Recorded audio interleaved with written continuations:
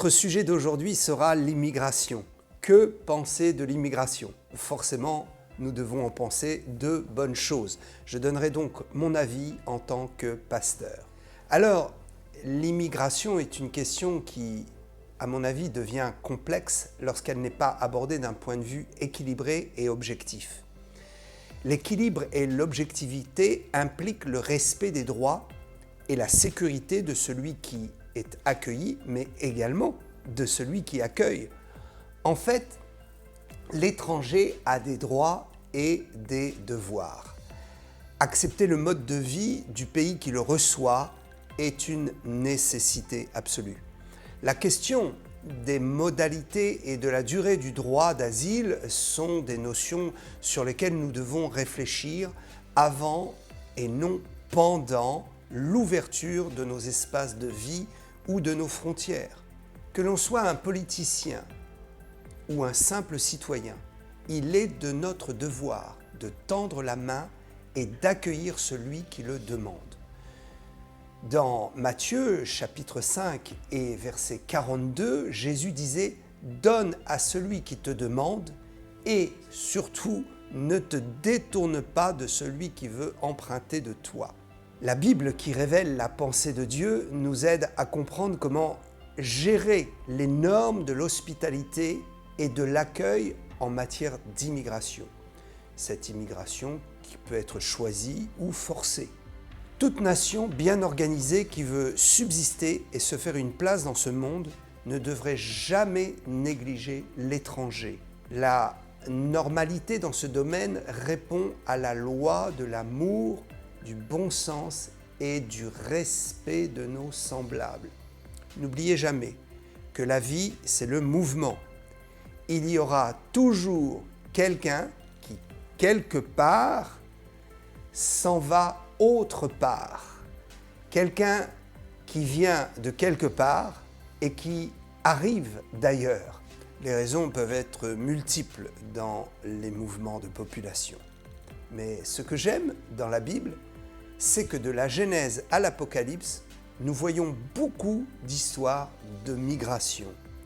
Ces histoires montrent que si pour les politiciens, l'immigration est juste une question économique, juridique, culturelle, on peut même dire éthique, pour les chrétiens et ceux qui cherchent le Seigneur, c'est une question essentielle qui détermine notre capacité à aimer Dieu et notre prochain. Dans Matthieu 22, 36 à 40, nous voyons qu'un jour un docteur de la loi, s'adressant à Jésus, lui a demandé quelle était la plus grande chose. « Maître, quel est le plus grand des commandements de la loi ?» dira cet homme. Jésus lui répond « Tu aimeras le Seigneur ton Dieu de tout ton cœur, de toute ton âme et de toute ta pensée.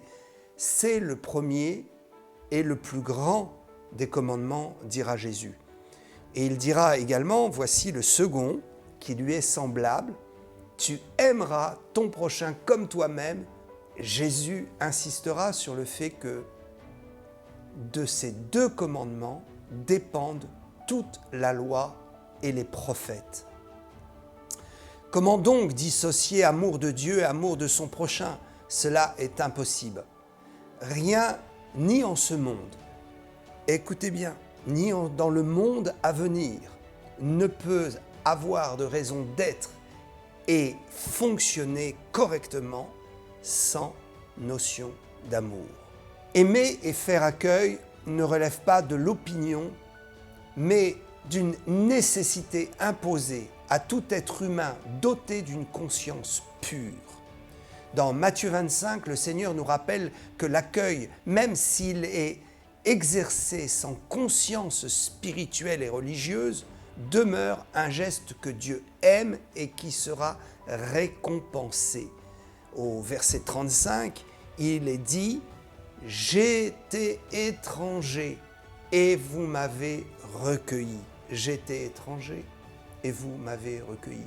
Et au verset 40, Jésus dit « Je vous le dis en vérité, toutes les fois que que vous avez fait ces choses à l'un des plus petits de mes frères, c'est à moi que vous les avez faites. Il s'agit effectivement des frères de Jésus, les Juifs, mais il s'agit également des frères de Jésus en tant que notion de l'humanité. Nous sommes tous créés par Dieu lui-même et donc nous sommes tous frères de Jésus. Qui que nous soyons, politiciens, chrétiens ou simples citoyens, nous devons accepter l'immigration, c'est une évidence. La question n'est donc pas devons-nous faire accueil, mais plutôt comment le faire. Le déplacement des populations de plus en plus rapide dans notre société moderne doit se faire avec tolérance et amour, mais aussi avec beaucoup de sagesse, de lucidité et de prudence. Toutes les situations ne sont pas les mêmes. Je pense qu'il faut bien distinguer les migrations provoquées par des exils et les migrations qui peuvent être volontaires. Les exilés sont des personnes qui, contrairement à ceux qui ont choisi de quitter leur patrie, ont été chassés ou ont fui contre leur volonté. Les raisons à ces départs peuvent être essentiellement, nous dirons, politiques, économiques, juridiques ou dues à la persécution. Les départs volontaires, quant à eux, sont motivés par le goût de l'aventure, la volonté d'apprendre et de se perfectionner dans certains domaines d'activité. Il peut y avoir aussi des mutations professionnelles. Les causes peuvent être également celles d'union familiale ou de mariage et choses semblables. Donc, du fait que les cas sont différents, le bon sens voudrait que les modalités d'accueil et d'assistance de chacun ne soient pas les mêmes pour tous. C'est ce à quoi il nous faut réfléchir lorsqu'il est question d'exercer l'hospitalité. Alors, en tant que pasteur, je voudrais souligner le fait que Dieu lui-même peut ordonner à ses enfants de partir. Souvenons-nous des paroles de Jésus qui dit à ses disciples, c'est dans Marc, fin de l'évangile de Marc, chapitre 16 et verset 15, il dira « Allez par tout le monde et prêchez la bonne nouvelle à toute la création ». Les histoires de fuite ou de départ volontaire sont nombreux dans la Bible. Permettez-moi de donner quelques exemples. Le plus marquant est celui de Jésus qui, pour venir nous sauver sur cette terre, a accepté de quitter le ciel. Et puis, à peine fut-il arrivé en ce monde, qu'il dut être exilé hors d'Israël. Souvenons-nous, pour fuir le fanatisme et la dictature d'Hérode, Joseph et Marie ont connu l'exil afin de préserver l'enfant Jésus de la mort. Et oui, dans Matthieu 2,13, nous voyons ceci. Il est dit « Voici, un ange du Seigneur apparut en songe à Joseph et lui dit « Lève-toi, prends le petit enfant et sa mère et fuis en Égypte. Et reste-y jusqu'à ce que je te parle, car Hérode cherche le petit enfant pour le faire mourir. » Qui que vous soyez, si vous suivez cette vidéo et que vous aviez fui votre pays pour fuir la mort ou la dictature, sachez que Jésus-Christ comprend votre souffrance, car lui-même a connu l'exil. Je vous invite à l'invoquer. Priez le Seigneur Jésus. Il est ressuscité, il répondra à votre demande et il vous soutiendra. Alors un autre exemple est celui d'Abraham, l'ancêtre de la foi, à qui Dieu demanda de partir pour accomplir le plan divin pour Israël. Dans Genèse 12, verset 1, l'Éternel dit à Abraham, « Va-t'en de ton pays, de ta patrie, de la maison de ton père, dans le pays que je te montrerai. » Dans Genèse 47, nous voyons que Jacob et ses fils sont partis dans la région de Goshen, en Égypte. À cause de quoi? À cause de la famine. C'est pour cela que l'Éternel donna cet ordre à son peuple dans Exode 22, 21. Tu ne maltraiteras pas l'étranger et tu ne l'opprimeras pas, car vous avez été étrangers dans le pays d'Égypte. Alors nous avons aussi le récit de la déportation d'Israël à Babylone à cause de la guerre. Beaucoup d'histoires dans les Écritures nous sensibilisent à la question du devoir d'accueil. Cependant, je voudrais revenir sur ce que j'ai dit au début. S'il est vrai que nous devons aider l'étranger, il est aussi du devoir de l'étranger de respecter la terre qu'il accueille, sous peine de se voir expulsé, comme d'ailleurs ce fut le cas d'Amalek pour Israël. L'étranger doit avoir le souci de ne pas détruire économiquement, socialement et je dirais même écologiquement la nation, le peuple, la famille ou l'environnement qui lui vient en aide. Il doit, s'il veut s'installer dans le pays qui le reçoit, apprendre la langue, la culture, les coutumes, se renseigner sur l'histoire et surtout, se conformer à la loi. Tout cela dans le but d'une bonne intégration qui ne porte pas préjudice à la terre d'asile. Dans l'Ancien Testament, nous trouvons 4 mots hébreux qui désignent l'étranger et le migrant. Chacun de ces mots fait référence à des situations bien précises. Laissez-moi vous donner ces 4 mots afin de trouver des sources d'inspiration si vous êtes amené à prendre position ou à parler à propos de l'immigration. Alors, le premier mot hébreu, c'est le mot « ger ». Le « ger » est en fait l'habitant d'un pays qui n'est pas le sien, mais qui souhaite rester longtemps, voire définitivement, dans le pays d'accueil. Il bénéficie des mêmes lois et a le même droit de participer aux cérémonies religieuses. Il a ce droit de participer aux cérémonies religieuses du pays en respectant les coutumes et les traditions. Voici 3 textes référents dans ce domaine. Je citerai donc Nombre 15, 16. Il y aura une seule loi et une seule ordonnance pour vous et pour l'étranger. Le ger, dans le texte hébreu, il est question de ce mot ger, en séjour parmi vous. Il y a Lévitique 24, 22.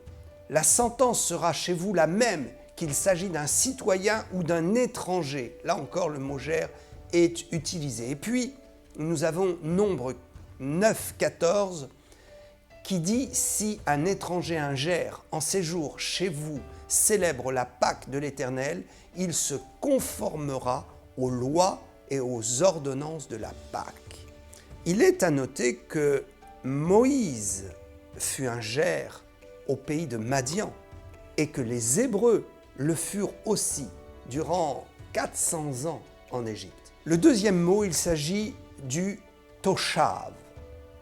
Le toshav, c'est un ger qui ne désire séjourner que très peu de temps dans le pays où il se trouve, ou qui sait très bien qu'il ne peut s'y installer définitivement.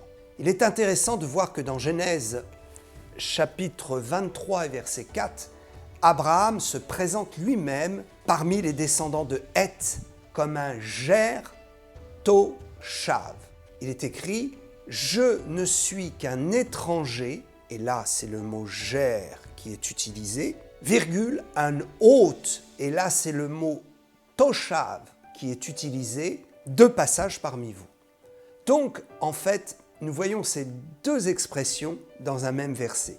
Le toshav ne peut pas s'exprimer ou s'impliquer dans les activités religieuses, mais il demeure au bénéfice de la justice et de la protection du pays.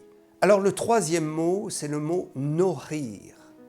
Le norir, c'est un étranger qui vient ponctuellement ou définitivement avec des pratiques religieuses et une coutume en contradiction.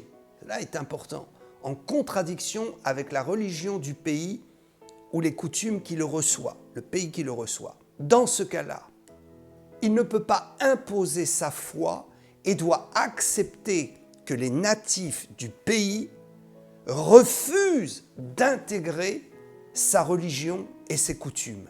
Il est ici question d'une loi stricte dans le respect des opinions et du mode de vie du pays qui accueille. Tant que le Nokhir conserve sa religion et ses préceptes, il ne peut accéder au pouvoir. Ça, c'est un élément très intéressant. Deutéronome 17,15 nous dit « Tu prendras un roi du milieu de tes frères, tu ne pourras pas te donner un étranger. » Il est question ici du mot « nokhir », un étranger qui ne soit pas ton frère. Alors, je voudrais aussi citer l'histoire de Ruth. L'histoire de Ruth est un exemple parfait d'immigration sur le plan de l'immigration et l'intégration. Cette femme, une Moabite, qui normalement ne pouvait pas entrer dans l'assemblée de Dieu et qui se désignait elle-même comme une nokhir, cette femme s'est convertie au Dieu de la Bible et a intégré parfaitement la société israélite. Nous la retrouvons même dans la généalogie de Jésus. Ceci est un exemple extraordinaire. Alors, je voudrais en arriver au quatrième mot, le zour. Ce mot désigne soit un étranger selon la lignée familiale et les liens du sang, soit une personne étrangère à la foi et aux choses qui concernent Dieu, soit également un simple croyant étranger au service du temple et des rudiments de la foi, ce que nous pourrions aujourd'hui comparer à un simple chrétien qui n'est pas ordonné dans les fonctions du ministère. Il peut être utilisé, ce mot aussi, pour désigner ce qui est profane en opposition à ce qui est saint. Je prie afin que nos politiques protègent avec dignité notre société des invasions religieuses, meurtrières et occultes, qu'ils nous protègent des idéologies immorales importées par des populations étrangères que nos gouvernements n'ont pas eu le courage de neutraliser par l'application de lois fermes. Que Dieu bénisse la France, qu'il vous bénisse tous. À bientôt.